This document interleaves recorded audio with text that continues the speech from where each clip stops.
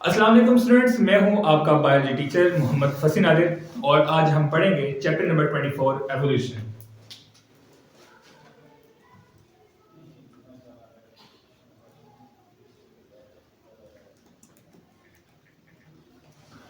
Evolution को हम उर्दू में इत्तका कहते हैं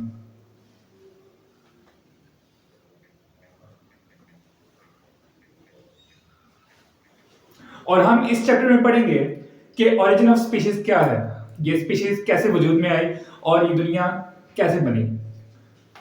तो इसके बारे में दो स्कूल ऑफ थॉट्स हैं जिनको हम कहते हैं theory of special creation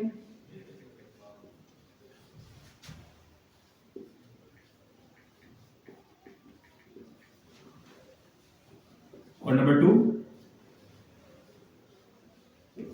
theory of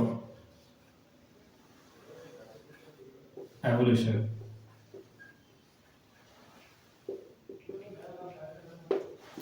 जो लोग थ्योरी ऑफ स्पेशल क्रिएशन को मानते हैं उन्हें हम क्रिएशनिस्ट कहते हैं।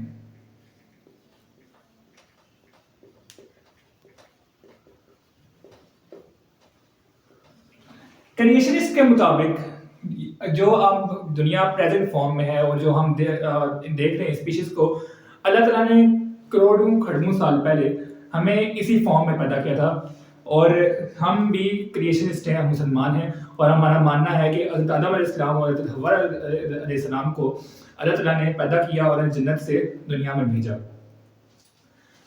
अब जो थ्योरी ऑफ एवोल्यूशन है, इसको मानने वालों को एवोल्यूशनिस्ट कहा जाता है। सॉरी,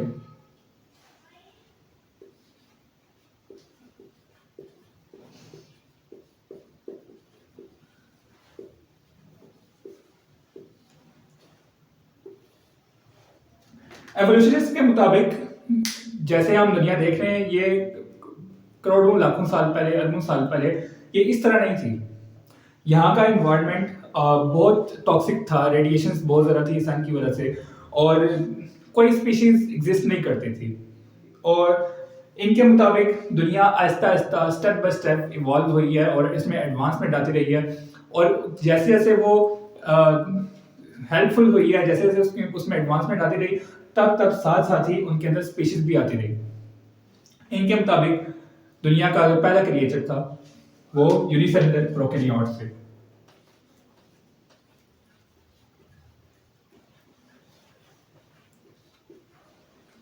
सॉरी, एक बात बताना भूल गया कि इनके मुताबिक 50 मिलियन साल पहले, 500 मिलियन साल पहले दुनिया वजूद में आई और 350 मिलियन साल कबल ये प्रोकैरियोट्स का वजूद हुआ।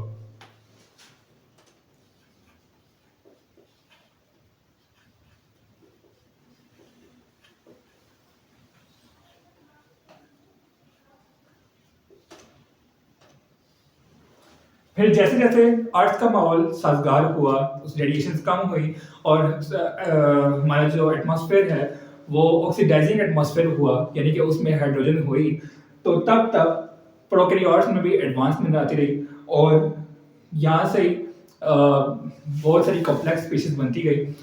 प्रोकैरियोट्स को ह्यूमन बींग्स का इंसेस्टर भी कहा जाता है।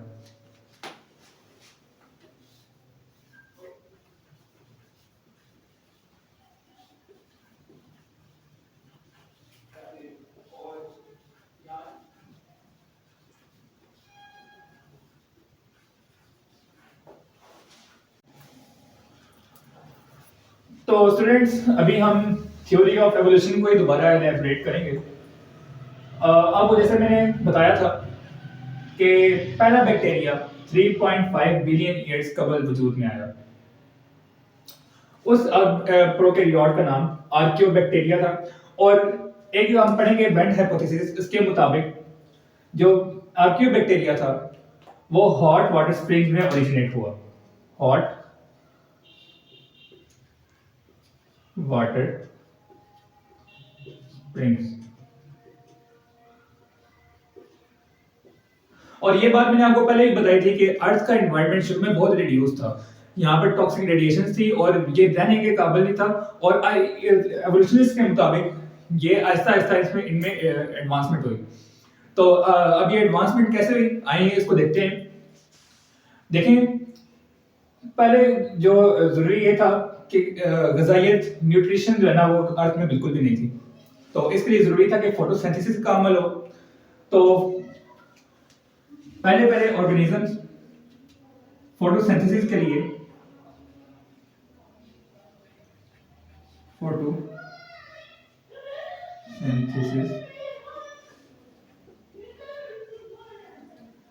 फोटोसिंथेसिस के प्रोसेस में हाइड्रोजन सल्फाइड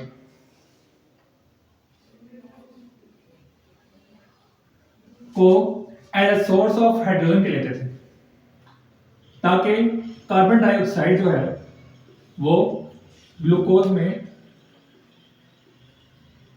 रिड्यूस हो सके।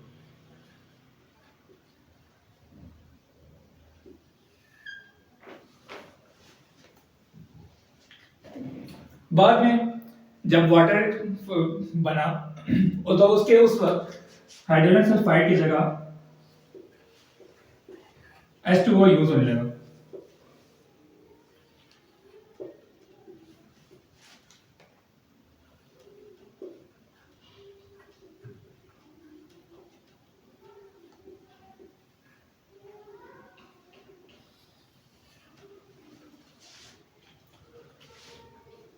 जब H2O यूज होने लगा, साथ में ऑक्सीजन भी रिलीज हुई।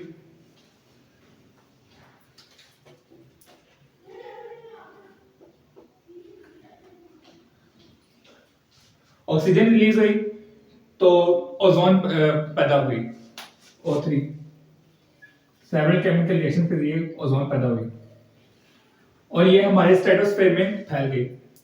तो इससे क्या हुआ कि ये हमारी एक अर्थ की कवरिंग बन गई, और जब भी टॉक्सिक रेडिएशन अर्थ पर फॉल करती थी तो ये इनको प्यूरिफाई कर देती थी।